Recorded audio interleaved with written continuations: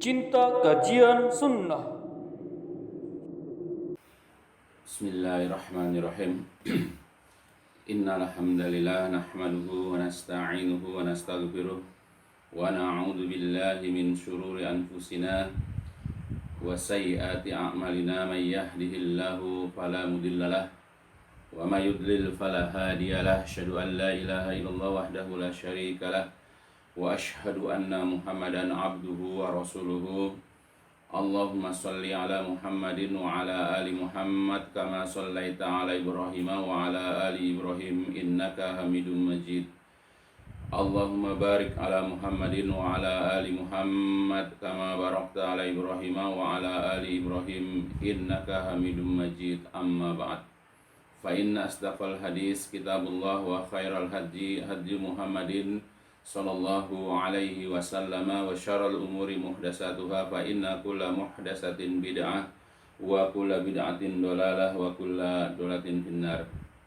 Alhamdulillah, di waktu yang mulia ini kita insyaallah akan sama-sama membahas masalah amalan-amalan yang berkenaan dengan masalah puasa pada bulan Ramadan. Karena insyaallah sekarang sekitar pertengahan Sya'ban dan setengah bulan lagi insyaallah kita akan masuk ke dalam bulan Ramadan. Nah, supaya kita bisa beramal maksimal dan juga optimal serta sesuai dengan apa yang diperintahkan Allah Subhanahu wa taala dan juga yang dicontohkan oleh Rasulullah sallallahu alaihi wasallam di dalam meramaikan, di dalam menghidupkan bulan Ramadan, kita harus mengamalkan amalan-amalan di bulan Ramadan itu sesuai dengan tuntunan dari syariat, yaitu Al-Quran dan hadis-hadis Nabi yang sahih. Bulan Ramadan adalah bulan yang memang ditunggu-tunggu, yang dinanti oleh kebanyakan umat Islam. Karena bulan Ramadan adalah bulan yang penuh dengan barokah. Oleh karena itulah kita sebagai muslim yang baik tidak boleh menyia-nyiakan bulan Ramadan ini. Maka isilah amalan-amalan kita ini dengan amalan-amalan yang berfaedah, dengan amalan-amalan yang bermanfaat, khususnya untuk kelak di hari kiamat sebagai tabungan amal kita.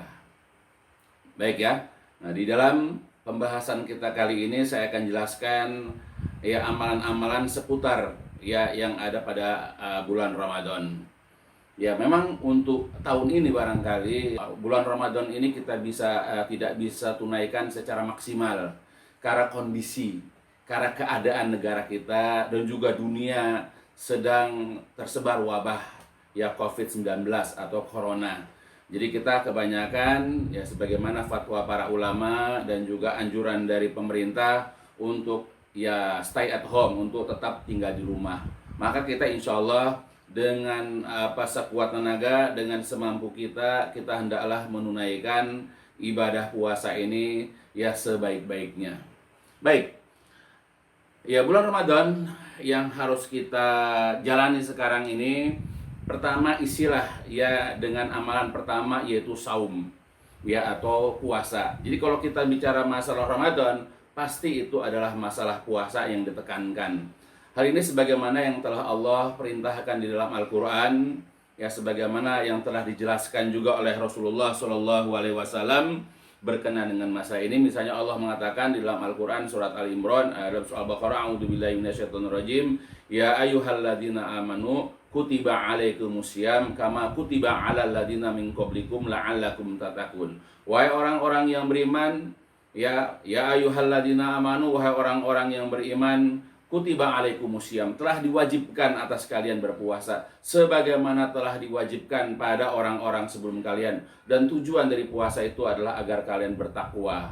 Jadi kewajiban berpuasa ini ditekankan pada bulan Ramadan. Kebanyakan tafsir berkenaan dengan ayat ini adalah puasa Ramadan, karena puasa Ramadan adalah hukumnya wajib. Rasul pernah mengatakan, man shoma ramadhana imanan wahtisaban ghufirallahu ma taqaddama min dzambihi. Jadi man shoma Ramadan, kalimat Ramadan, man shoma, barang siapa yang berpuasa Ramadan, barang siapa yang berpuasa pada bulan Ramadan, ya imanan, ya karena keimanan, wahtisaban, dan dalam rangka mencari pahala di sisi Allah, dalam rangka mencari ganjaran dan keriduan dari Allah, maka gufirolahu, diampunilah bagi dia, yaitu mata kodama, apa-apa yang telah lalu, min dambihi, daripada dosanya. Jadi siapapun orang yang berpuasa pada bulan Ramadan, ya dengan penuh keimanan, ya karena iman dia kepada Allah, iman dia kepada Rasulullah, sehingga dia menunaikannya. Dan pada saat dia menunaikannya dalam rangka mencari pahala, dalam rangka mencari ganjaran semata-mata dari Allah, bukan karena yang lainnya, maka jaminan dari Allah melalui Rasulnya adalah akan diampuni dosa-dosanya yang telah lalu, insya Allah. Maka sebab itu, berdasarkan kepada hadis ini dan juga ayat sebelumnya, bahwa ya kita hendaklah mengisi bulan Ramadan ini dengan berpuasa, kecuali ya jika ada uzur tertentu, sakit misalnya, ya atau hal-hal yang lain yang memang dibenarkan, yang dibolehkan oleh syariat. Kemudian amalan yang kedua yang dianjurkan oleh Rasulullah Shallallahu Alaihi Wasallam, sebagaimana yang diriwayatkan oleh seorang sahabi, yaitu Abu Hurairah radhiyallahu an, yang diriwayatkan oleh Imam Bukhari, Muslim. Rasulullah SAW bersabda, man qoma ramadana imanan wahtisaban ghufira lahu ma taqaddama min dzambi. Jadi barang siapa yang qiyam pada bulan Ramadan imanan, dengan penuh keimanan, ya dalam rangka melaksanakan keimanan dan juga ihtisaban, dalam rangka mencari pahala dan ganjaran dari si Allah, ghufira lahu ma taqaddama min dzambi, maka diampunilah dosa-dosanya yang telah lalu. Nah, kemudian Imam An-Nawawi ya menjelaskan tentang man qoma ramadana adalah, yang dimaksud dengan qiyam Ramadan adalah sholat tarawih maksudnya. Para ulama juga telah bersepakat akan sunnahnya sholat tarawih. Maka sholat tarawih ini adalah merupakan amalan yang dianjurkan, yang yang mustahabah, yang dianjurkan untuk kita sebagai umat Islam. Maka hendaklah apa yang kita bisa kerjakan untuk sholat tarawih, ya mungkin kalau sekarang ya karena kondisi ini juga seperti tadi sudah jelaskan, ya mungkin kita menunaikan di rumah bersama keluarga, bersama istri dan anak. Kita tunaikan sebaik-baiknya, ya mudah-mudahan kalau kita bisa menegakkan sholat tarawih di sini ya dengan penuh keimanan dan memang semata-mata ikhlas karena Allah, mudah-mudahan selepas bulan Ramadan dosa-dosa kita akan diampuni. Kemudian amalan ketiga adalah berbuka. Ya. Jadi kita juga dalam amalan berbuka ini ya terdapat anjuran, bahkan diperintahkan oleh Rasulullah untuk menyegerakan. Jadi begitu azan berkumandang, sudah masuk waktu berbuka, maka bersegeralah kita untuk membatalkan puasa kita. Sebagaimana telah diriwayatkan oleh ya Sahal bin Sa'ad, bahwasanya ya Rasulullah SAW bersabda, la yazalun nas ya bi khairin ma'ajjalul fitra. Ya, senantiasa manusia itu dalam kebaikan selama mereka menyegerakan berbuka. Begitu juga Rasulullah SAW pernah juga mengatakan, bakirul iftar wa akhirus sahur. Segerakanlah berbuka dan akhirkanlah waktu sahur. Banyak riwayat-riwayat hadis yang memerintahkan kepada kita untuk menyegerakan berbuka. Jadi kalau kita berbuka dan kita segerakan, maka selama itu kita berada dalam kebaikan-kebaikan. Begitu juga Rasul pernah mengatakan, la tazalu ummati ala sunnati malam tantazir bi fitriha an-nujum. Kata Rasulullah, senantiasa umatku berada di atas sunnahku selama mereka tidak menunggu munculnya bintang di langit, yaitu malam untuk berbuka. Inilah kebiasaan orang-orang Syiah, yang mereka berbuka itu ketika sudah melihat bintang. Sedangkan kita umat Islam, begitu waktu matahari terbenam, tidak perlu menunggu bintang muncul, maka kita diperintahkan untuk segera berbuka. Dan begitu juga banyak lagi riwayat-riwayat lain yang menjelaskan ya tentang dianjurkannya untuk menyegerakan berbuka. Kemudian juga Rasulullah SAW ya menganjurkan kepada kita untuk membiasakan memberi makanan berbuka untuk orang yang berpuasa. Ya. Jadi ini adalah merupakan bentuk amalan yang jikalau kita ini mengerjakannya, kita insya Allah akan mendapatkan pahala, akan mendapatkan ganjaran dari orang yang berpuasa. Sebagaimana Rasul pernah mengatakan dalam suatu hadis, yang diriwayatkan oleh Ibnu Majah dari Zaid bin Khalid. Ya, Rasul mengatakan, man fattara shaiman kana lahu misla ajrihi ghairu annahu la yanqusu min ajri shaim syai'a. Man fattara, kata Rasulullah, barang siapa yang memberi makan untuk berbuka, man fattara, barang siapa yang memberikan makanan berbuka shaiman kepada orang yang saum, ketika orang yang sedang berpuasa, ya, maka kata Rasulullah, lahu mislu ajrihi, dia akan mendapatkan semisal pahalanya. Ghairu annahu, hanya saja pahala itu tidak akan berkurang dari pahala orang yang berpuasa sedikit pun. Jadi kalau kita memberikan makanan berbuka ya untuk orang yang berpuasa, kita akan mendapatkan pahala. Semakin banyak kita berikan makanan berbuka, semakin banyak pahala kita. Ya, dan itu pahalanya seperti orang yang berpuasa. Tetapi apa yang diberikan kepada kita pahalanya tidak akan mengurangi pahala ya bagi orang yang berpuasa tersebut sedikit pun. Itu dianjurkannya kita untuk memberikan makanan berbuka. Begitu juga ya dalam beberapa riwayat yang lain, di sini disebutkan ya dari Anas bin Malik bahwasanya Nabi SAW pernah datang kepada atau menemui Sa'ad bin Ubadah. Lalu kemudian dia datang dengan membawa roti dan minyak zaitun.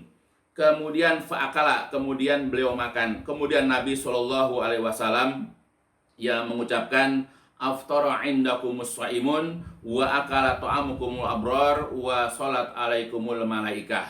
Jadi ketika Rasulullah datang menemui Sa'ad bin Ubadah, lalu Sa'ad bin Ubadah datang kepada Nabi untuk memberikan makanan berbuka berupa minyak zaitun dan juga berupa roti. Kemudian setelah saya makan, Rasulullah mendoakan ya, Sa'ad bin Ubadah dengan kalimat aftara indakumus shaimun. Ya, artinya telah berbuka orang yang berpuasa di sisi kalian, wa akala ta'amukumul abrar, dan orang-orang yang baik telah memakan makanan kalian, wa salat alaikumul malaikah, dan mudah-mudahan para malaikat mendoakan kebaikan kepada kalian. Jadi di sini Ubadah ya, Sa'ad bin Ubadah yang memberikan makanan berbuka kepada Rasulullah.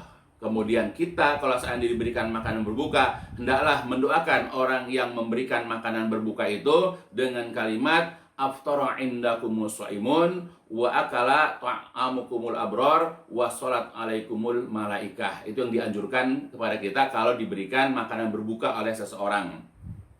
Kemudian amalan selanjutnya adalah mengakhirkan sahur. Ya, jadi kalau kita bersahur, ya jangan sekitar misalnya kalau subuh jam 4:30, kita sudah jam 1, jam 2 sudah sahur, tidak boleh. Ya, dan jarak antara sahur ya dengan azan subuh itu ada sekitar 50 ayat dibaca secara tartil. Ya, Rasulullah pernah mengatakan, hendaklah kalian menyegerakan berbuka wa akhirus sahur, dan hendaklah kalian mengakhirkan sahur. Begitu juga dalam hadis yang lain kata Nabi, tasaharu fa inna fi sahur barokah. Bersahurlah kalian karena sesungguhnya di dalam sahur itu ada barokah. Ini anjuran bagi kita untuk bersahur. Walaupun kita mampu berpuasa tanpa sahur, tetapi harus diingat bahwa sahur ini bukan hanya sekedar melaksanakan ya ajaran Rasulullah, kemudian dapat mencegah atau menjaga rasa lapar kita di siang hari, tetapi di dalam sahur ini yang penting adalah mengandung barokah.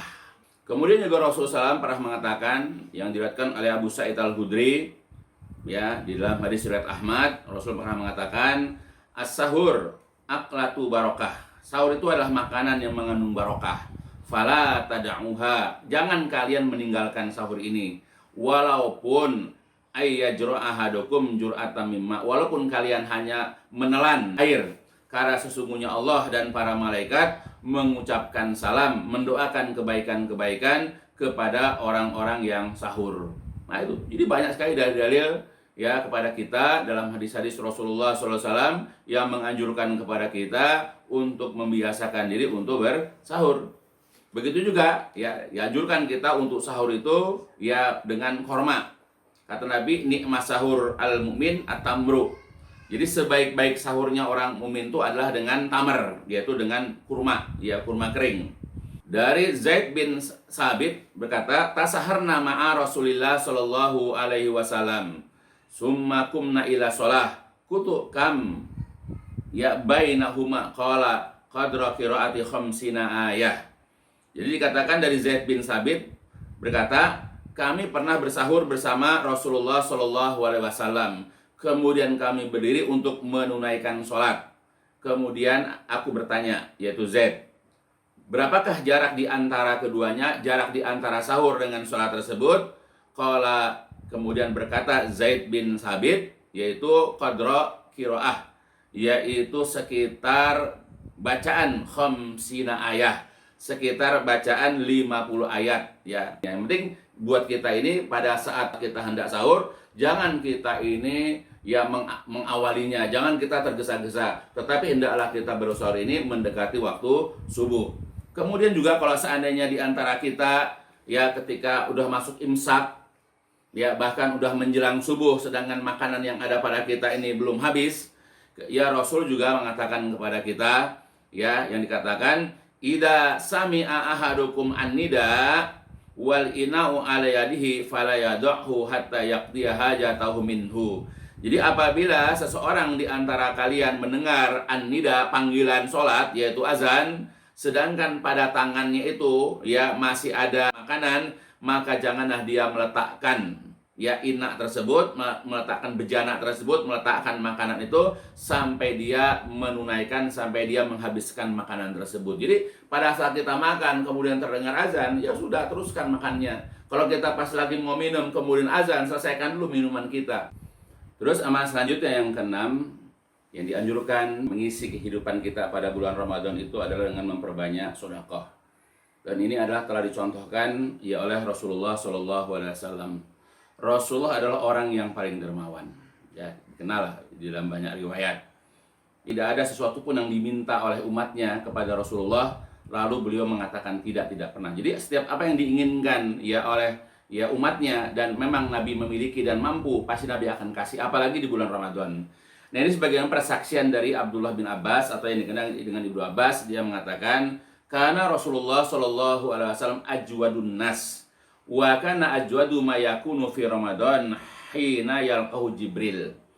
Jadi Rasulullah SAW adalah orang yang paling dermawan. Ya, dikenal di sini dengan kata-kata ajwadun nas. Rasul itu adalah orang yang paling dermawan. Wa kana ajwad, dan adalah beliau itu lebih dermawan lagi ma yakunu fi Ramadan, yaitu pada saat bulan Ramadan hina yalqahu Jibril, ketika malaikat Jibril alaihissalam menjumpai beliau. Nah, tercontohkan Rasul adalah orang dermawan. Begitu masuk bulan Ramadan, Nabi lebih dermawan lagi. Nah, bagaimana dengan kita? Ya, maka manfaatkan. Apalagi sekarang banyak saudara-saudara kita yang banyak membutuhkan ya bantuan-bantuan ya dari saudara-saudaranya yang mampu, saudara-saudaranya yang memiliki kelebihan dalam masalah rezeki ataupun harta. Maka manfaatkan bulan Ramadan ini ya untuk mengais kebaikan, mengais pahala sebanyak-banyaknya.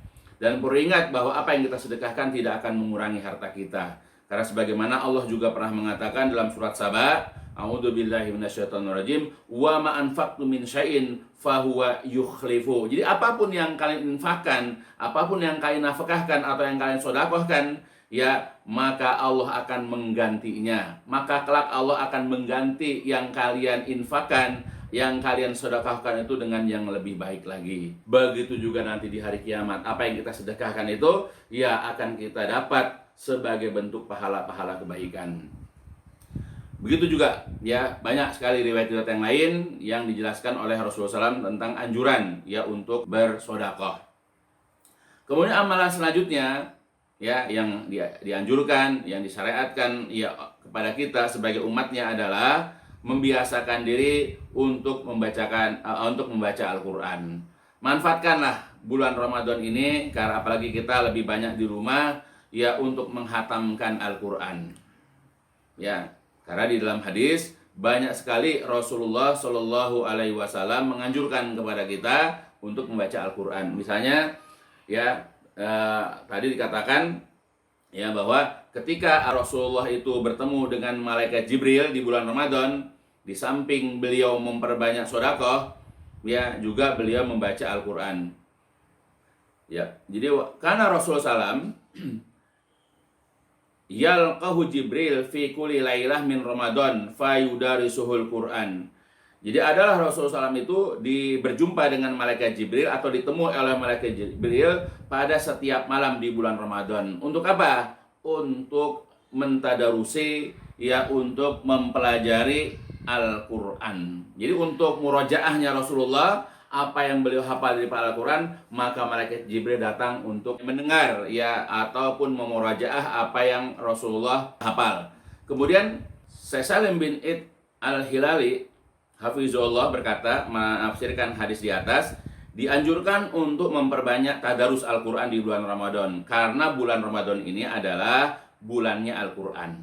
Ya, jadi beliau menganjurkan kepada kita untuk memperbanyak membaca Al-Quran. Begitu juga Syekh, ya, Muhammad Al-Utsaimin, ya, Muhammad Shalih Utsaimin rahimahullah mengatakan, menghatamkan Al-Quran di bulan Ramadan bagi orang yang sedang berpuasa itu bukanlah suatu hal diwajibkan. Namun di bulan Ramadan semestinya kaum muslimin memperbanyak membaca Al-Quran. Seperti halnya sunnah Rasulullah, ya, beliau Sallallahu Alaihi Wasallam dikunjungi oleh malaikat Jibril alaihissalam di setiap bulan Ramadan untuk mendengarkan bacaan beliau. Itu. Jadi kita hendaklah membiasakan diri di bulan Ramadan untuk membaca Al-Quran. Apalagi Al-Quran itu buat kita nanti akan dapat memberikan syafaat. Misalnya Rasul juga pernah mengatakan, Iqra'ul Qur'an fa innahu ya'ti yaumal qiyamah syafi'an li ashabihi. Hendaklah kalian membaca Al-Qur'an, karena Al-Qur'an itu nanti akan dapat memberikan syafaat, ya, kepada para pembacanya. Ya, Rasul juga pernah mengatakan di dalam hadis yang lain tentang anjuran daripada membaca Al-Qur'an, man qara'a harfan min kitabillah falahu hasanah. Jadi barang siapa yang membaca satu huruf saja dari kitab Allah, yaitu Al-Quran, maka dia akan mendapatkan 10 kebaikan. Jadi kalau kita baca Al-Quran, satu hurufnya itu akan diganjar dengan 10 kebaikan. Wal hasanatu bi asyri amsalihha. Dan satu kebaikan itu akan dibalas dengan 10 kebaikan. Jadi kita baca satu huruf, diganjar dengan satu kebaikan, dikali 10, jadi 10 kebaikan. Kemudian la aqulu ya alif lam mim harfun, aku tidak mengatakan alif lam mim itu satu huruf, tetapi alifun harfun, walamun harfun, wa mimun harfun. Tetapi yang namanya alif itu satu huruf, ya, kemudian lam satu huruf, mim satu huruf. Jadi kalau kita membaca alif lam mim saja, kita membaca 3 huruf dan kali 10, jadi 30. Jadi kita baca alif lam mim, kita akan mendapatkan insya Allah 30 kebaikan. Bagaimana kalau kita membaca awal-awal surah Al-Baqarah dan bahkan seterusnya? Ya, maka perbanyaklah kebaikan-kebaikan buat kita dengan memperbanyak membaca Al-Quran. Kemudian juga, ya, dianjurkan bagi kita untuk mengisi, ya, bulan Ramadan ini dengan berbagai macam kebaikan. Jadi jangan sia-siakan kebaikan-kebaikan di bulan Ramadan ini sedikit pun. Ya, setiap ada kebaikan, ya, pada bulan itu hendaklah kita sibukkan, misalnya dengan tholabul ilmi, ya, kemudian tadi membaca Al-Quran, ya, tetapi kalau kondisinya memungkinkan, ya, tapi karena memang sekarang kondisinya kurang memungkinkan, ya, semampu kita.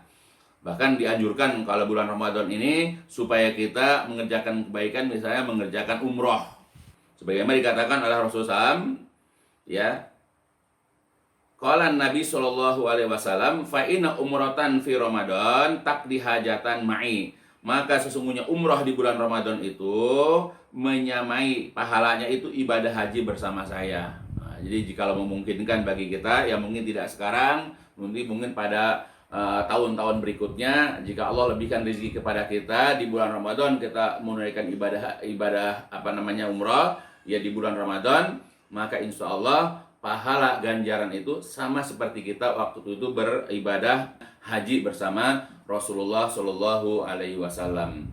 Kemudian amalan selanjutnya yang dianjurkan, ya, oleh, ya, Rasulullah Shallallahu Alaihi Wasallam di bulan Ramadan adalah dengan mengerjakan iktikaf. Ya, jika ini juga sekarang memungkinkan, kalau sekarang ya sulit lah, ya, karena kondisinya.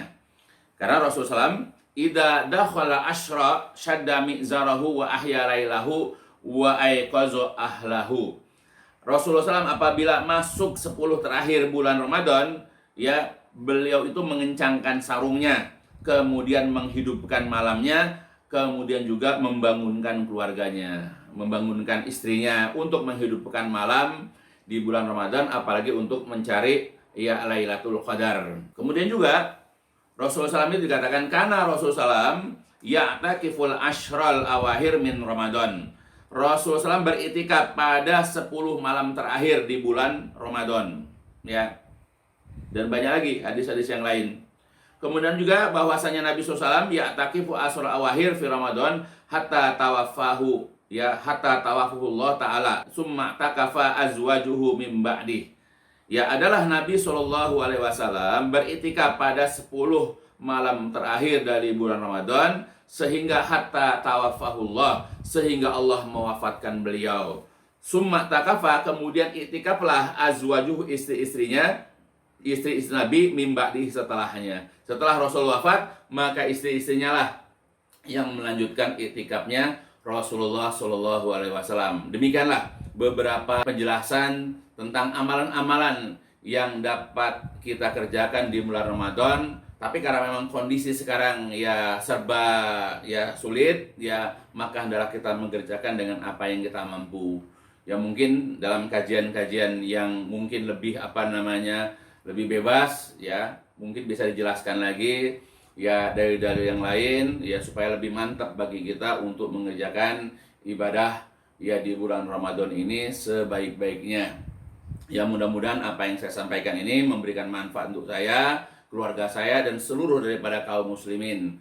Ya, dan diakhiri dengan alhamdulillahirabbil alamin, subhanakallahumma wa bihamdika asyhadu an la ilaha illa anta astaghfiruka wa atubu ilaik. لسوف أعود يا أمي أقبل رأسك